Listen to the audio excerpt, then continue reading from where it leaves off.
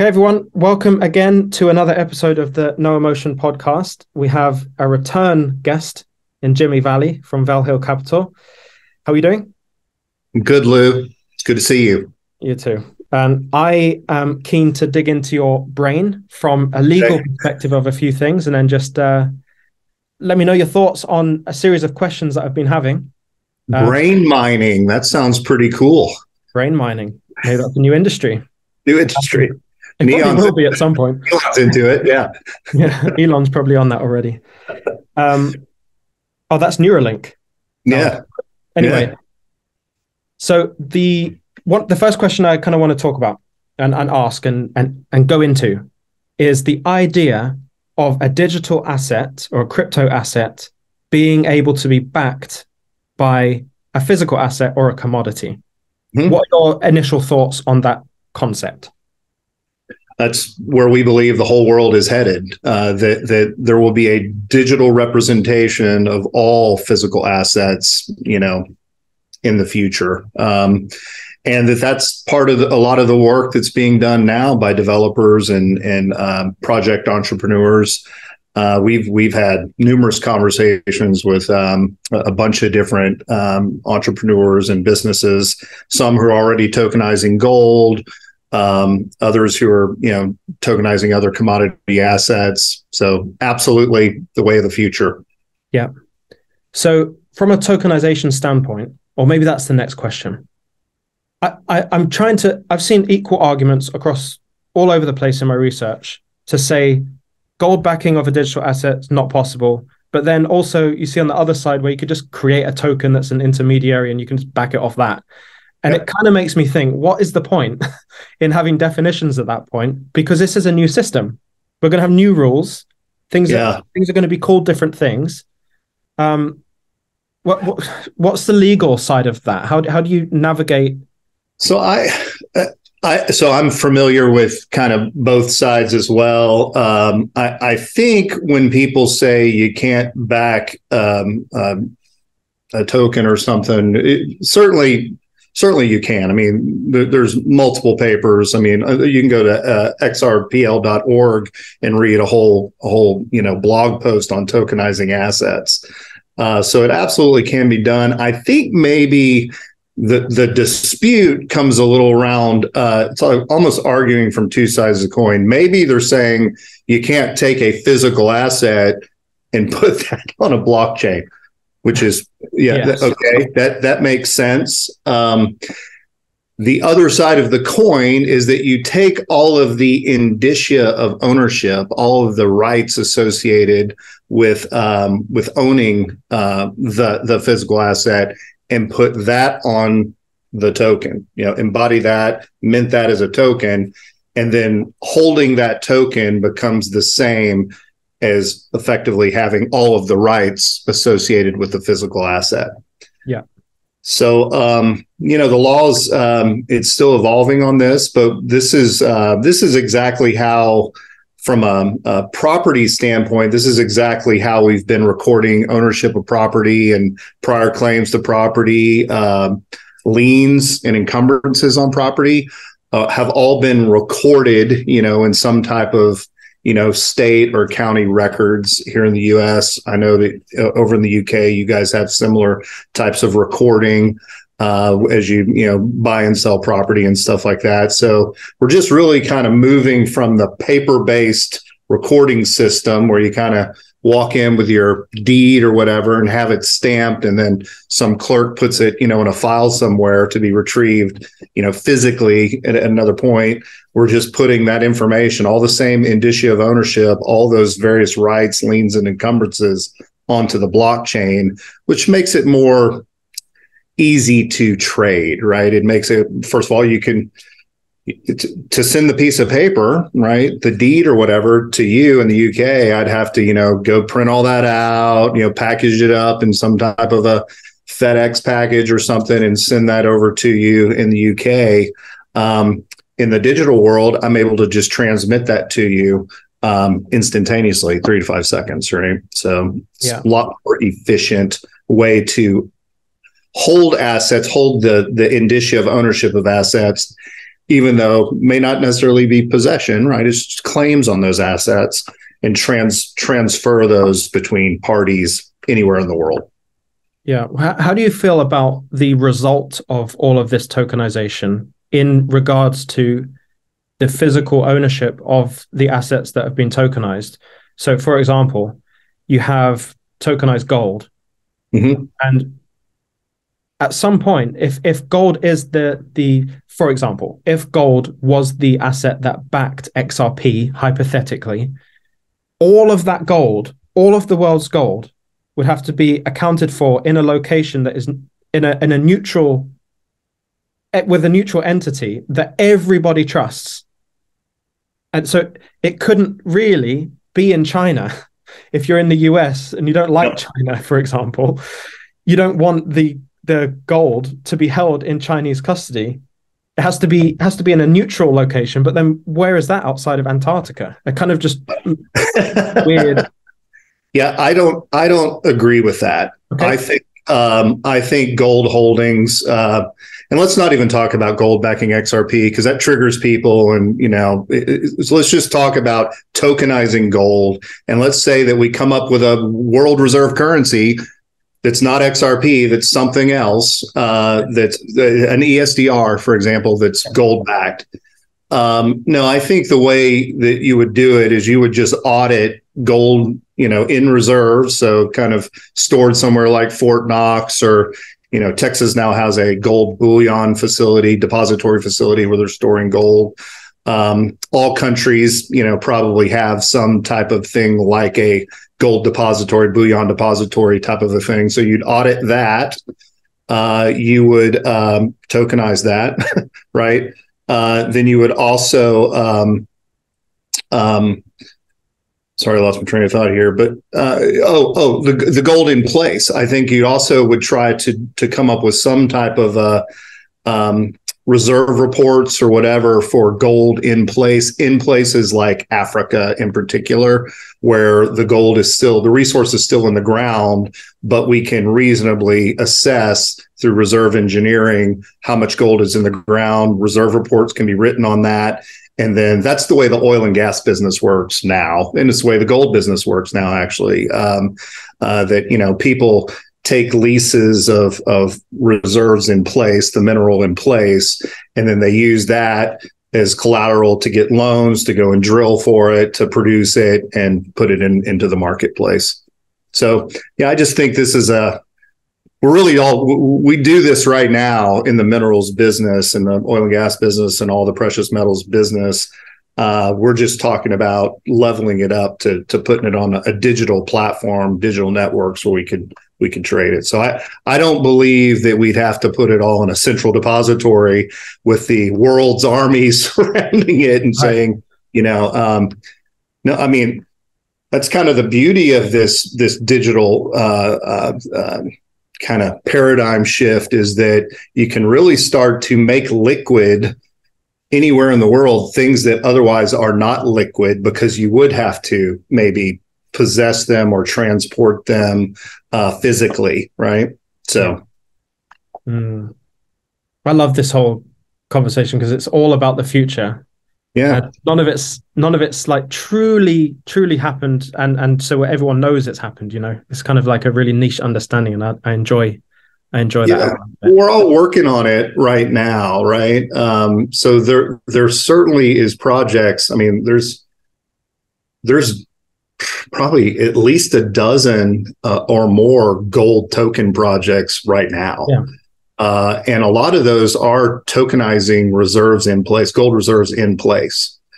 I don't know if I sent you, I'll send you. We wrote a paper on this back in June of last year. Yeah.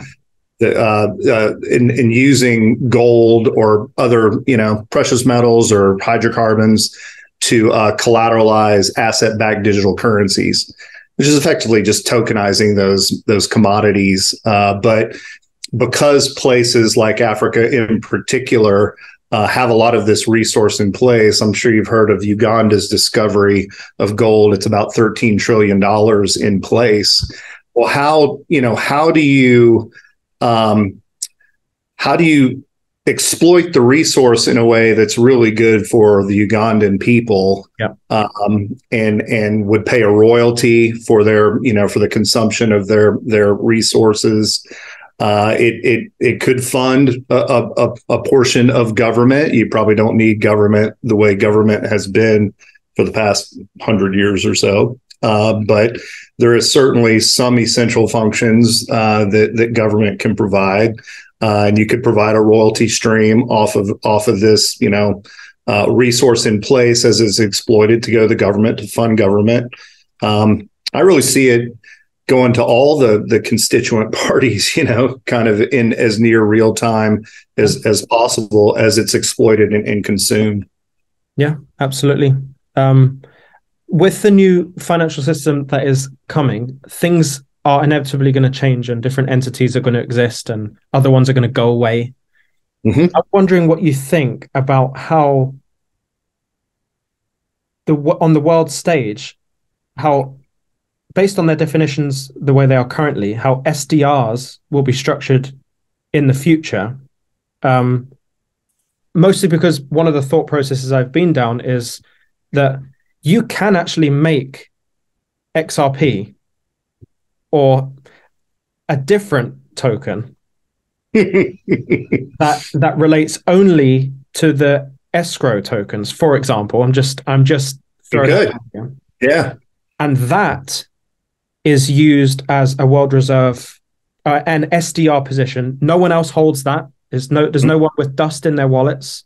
So it's not owned by an individual person. It's you know where it's come from. You can essentially tag those assets, convert them into a different token, and then have the rest of the tokens used as the currency side of things, where that kind of is the stabilizer for the world, the escrow side. And then you've got the other XRP that acts as the web for the payments.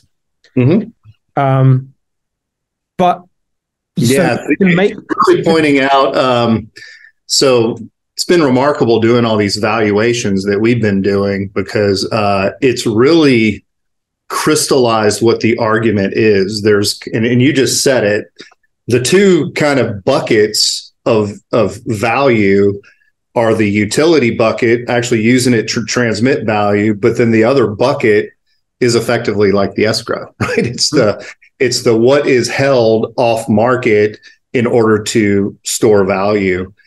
And if people approach the thinking of the value from a completely transactional side, then they're just going to see the price is too low, because it gets into all how fast it goes and all this stuff. You don't need to hold it that long and all this, and it can be used over and over and over, and all that is true.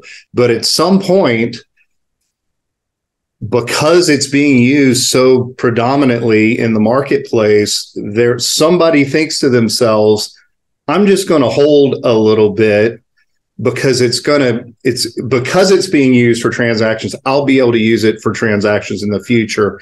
And that's called a store of value use case. As soon as that happens, you basically start this, what we call the virtuous cycle. Yeah, of it kind of pinging back and forth against these use cases until equilibrium can be established. Yeah. So if there is use as a store of value, it almost necessitates the prices to set very, very high.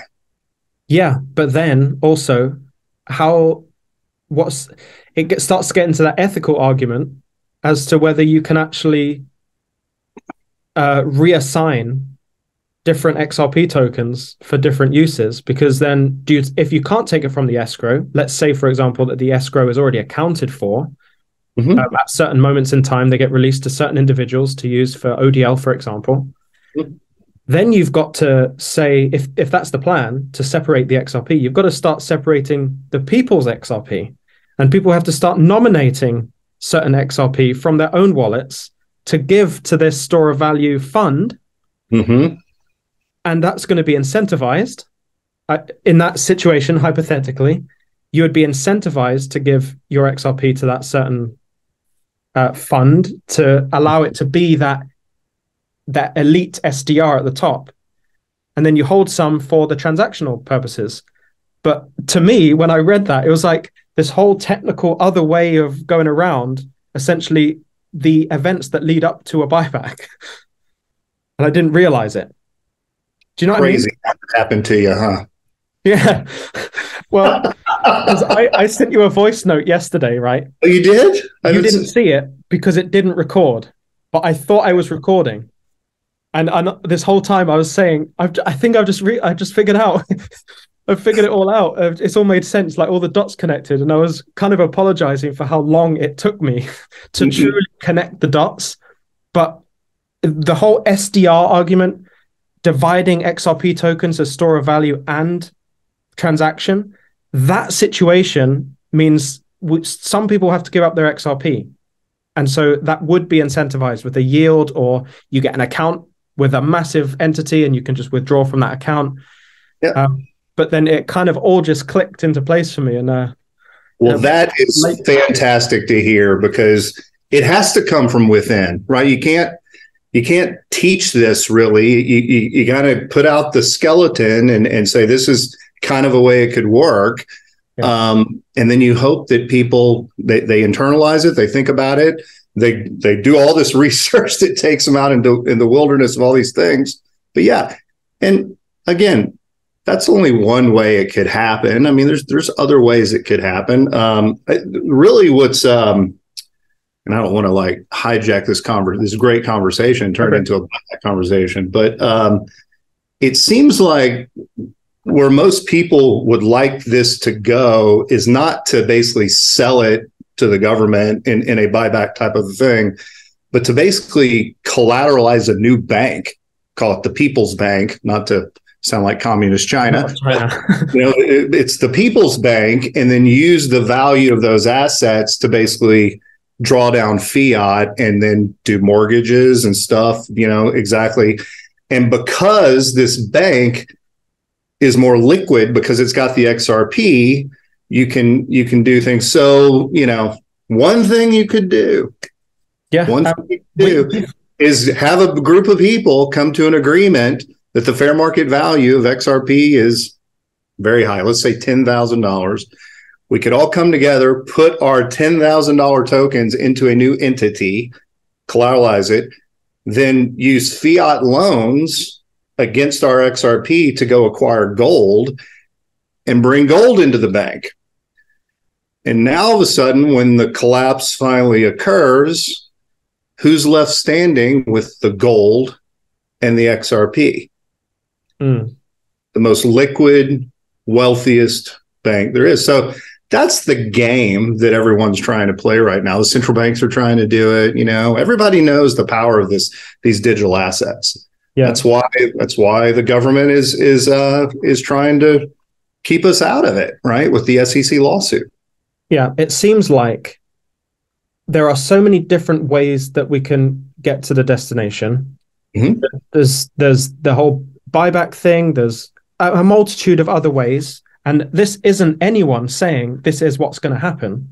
Correct. What we're saying is that there are many ways we're going to get there, but what seems to be the ideal outcome, regardless of how it gets there, is to start thinking like a bank, working together, collaborating with others in trusted groups, operate like banks, and you'll come out the other side, regardless of how it gets there, buybacks, whatever happens or doesn't happen. It seems like thinking like a bank is the way to go. So this is the most beautiful conversation I think I've had to date on this topic. I can see it. You got it. Yeah. You got it 100%. So even from our last conversation, the whole white pill side of things, the good that's going to come out of it, I have certainly started to see more of that, and the applications for and opportunities for the normal person to actually come out of this in a significantly different position outside of just financial gain. You also gain security and longevity for wealth as well. It's not just, I'm going to make $10 million out of this. It's like, there's a whole story after that. It's like happily ever after. Transactional minded, or that's a very transaction oriented mindset that I'm going to make a certain amount of money. What this is really about is kind of realizing that the wealth that we have and the wealth that we will generate and perpetuate is all kind of within us. It's part of our soul. It's endowed by our creator. And we're hacking this riddle finally of looking within to bring it without. But yeah, thinking like a bank, we can do everything they can do. Yeah. We can form corporations. We can do all this different stuff. We can contract. We can all decide what the value of XRP is. We really can. We just decide that in our market, it's worth whatever we decide it's worth. And then we start transacting in that manner. And here's the crazy thing, and this really scares them, I think it freaks them out, is that we might figure this out, number one, because it's what they've been doing, right? But our market, if you've got a market that has a $50,000 XRP versus a market that has a 37-cent XRP, which market is the more higher demand? Everybody's going to go to that market. It'll suck up all the XRP just like that, right? Yeah. This is here's the Shane Ellis theory, that there's these certain cell walls that exist, and once you start blowing through those, I think when he wrote his paper, I want you to process this for a second. You were saying, "Oh, I'm going to make $10 million." His theory was that it would only take, I think, $39 million to blow through the last cell walls. And then it's like it would just go. So, you got people who are like all these different levels that we keep going up and bouncing off of because you got selling pressure knocking it down, right? But if you came out like one of the things we looked at doing, and we were looking at doing this out of the country. This is going to come back to haunt me that I'm saying this, but I just know I know my haters and I know what they're going to say. But we could do a tender offer outside the United States, basically outside of SEC jurisdiction for XRP at like $5 a unit. So imagine if I could take 10 billion fiat dollars and buy 2 billion XRP at $5. I mean, you've just created. Not only do you have 2 billion, you got $10 billion in XRP, but you also just set the price at $5 in XRP. This is not hard to do. This is done in financial markets all the time, certainly in the capital markets for securities, it's this type of thing that's freaking the SEC out because they know they're very, very close to losing control of this whole thing. Well, this is at the end of the last documentary video I put out. It kind of just all kind of came together with the idea of just what you're talking about there. BlackRock, for example, if they with their $10 million in asset or 10 trillion, in assets, and the remaining 9 of the top 10 asset management companies, it's all about $40 trillion. If they all just had a coordinated tokenization event where they tokenize all their assets all at once and put those all on the XRP ledger, they know exactly where the price goes. It's very calculable. They can just calculate it, buy up all the XRP that they can beforehand, before they've moved their chess piece, and they've just made tons of money. Yeah, that's right. Yeah. So why not help them out? Yeah. I mean, what's all the trying to put us out, squeeze us out of our XRP of this? Let's do a transaction. Let's help them do it. Yeah, because that's what it is. Things click to me when people explain it in different ways. So thank you. Absolutely. That's all it is. Yeah. That's all it is. Yeah. So what do people need to be doing right now, individuals, to start seriously thinking like a bank? Like, what's the first thing? Yeah. So I think people need to start looking into kind of the origins of law, origins of banking and trust law, and start to. So the common XRP holder is a research quant, right? Which is fantastic. There's a reason that the XRP community is considered to be, the brightest and smartest of all kind of crypto communities. It's because we don't take anybody's word for anything. We research everything. It's led to a little bit of almost kind of a psychosis. Like, I'm going to go put my Ledger Nano in a mason jar and bury it in the backyard. And every once in a while, kind of like who's the is it Gollum in Lord of the Rings? And I'll go, my precious, and I'll put it right back in the ground. Charlie Daniels had a great song about it's called The Woolly Swamp, about a guy who lived out in this swamp and used to dig up his money and sit around with it, and then he'd bury it again and stuff. And it's a super creepy song. Great song. Anyway, obviously that's not going to help us, in our endeavors in the world. XRP was made to be used. It is the ultimate utility token, right? So we start learning things about holding things in trust, start learning about the origins of law. Law stands for land, air, water. There's a little tip for you, a little cool nugget. So air is basically on top. That's the the law that's endowed by our creators, law of ideas. That's trust law. Land is things about title, right? So that's owning property and rights to property.